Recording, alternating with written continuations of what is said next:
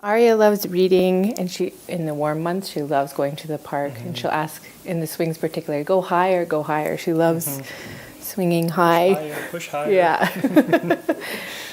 She was a super happy baby. Everything was really uneventful.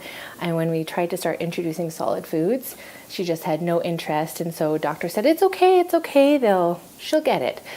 So she hit 8 months and she just stopped growing. And then she hit 10 months.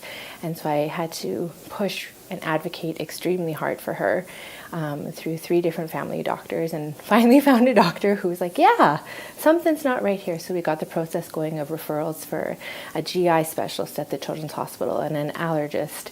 And we had OTs come to our house and watching her eating because they thought it might have been an issue with her palate. And then we had blood work and an ultrasound booked right after we met a GI specialist, because he felt immediately there was something wrong with her stomach. And then we vividly remember just sitting in that oncology room and holding her on our lap, and you're just like almost deflated and you shatter a bit. But at the same point, we had been working for 8 months with so many other specialists because mom gut knew something was wrong. So it was kind of like, okay, this sucks immensely, but at least we know what it is, and now we can fight this. Because we had worked with allergists and occupational therapists and speech therapists and so many different people trying to figure out why she wasn't gaining weight and why she wasn't thriving. So we were at the hospital the next morning for a CT scan and blood work, and then that afternoon she was diagnosed with stage 3 hepatoblastoma. November the 9th? Yeah, November 9th, 2016. It was never on our radar.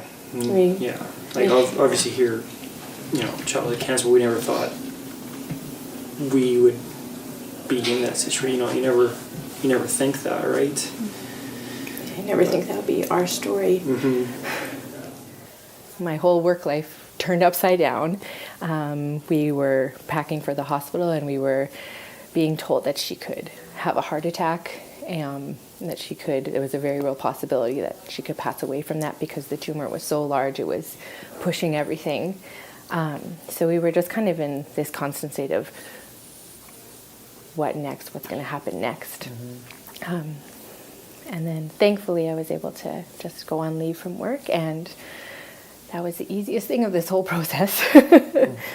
Her strength and resilience, and seeing how not much could get her down. And we had an amazingly large group of family and friends that just came around us and supported us. And there were just so many practical gifts of love.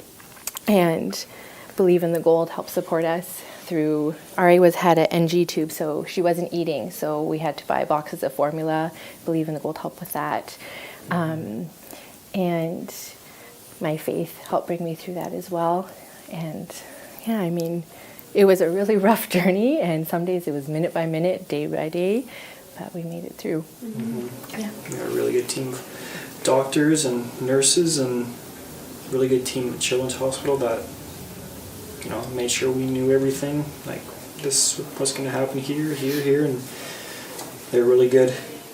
It's an amazing team there. As Tyler said, they worked together so quickly, and they had her scheduled in for her central line surgery, 6 days after her diagnosis, and they held our hands, and a lot of the nurses on the unit were amazing and held us when we cried and just were there for us so closely, and you could just really depend on them, and you knew that they had her and that they had us.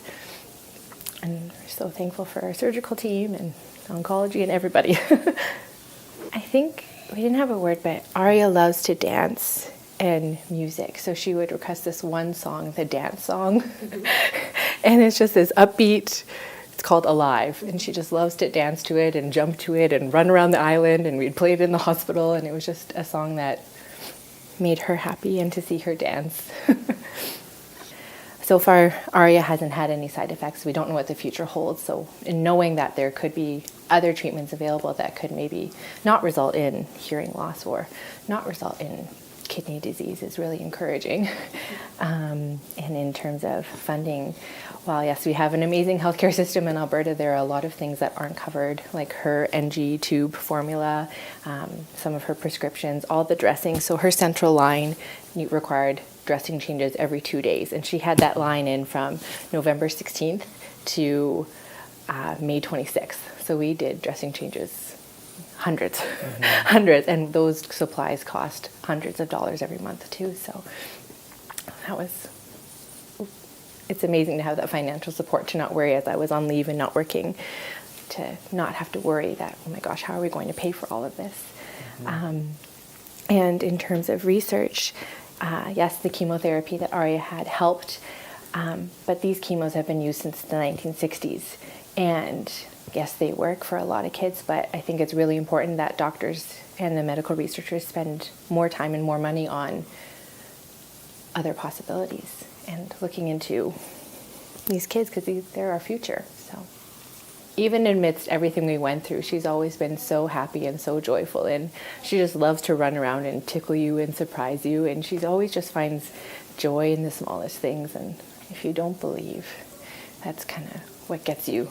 It gets you through if you believe that she's going to be okay, and if you trust, and you don't know what the future holds, but in these moments and in these days and these months, you believe, and that you believe in her strength and in her spirit and her resiliency, and you believe in the team around you, and you believe in the people around you, and you believe in the three of us.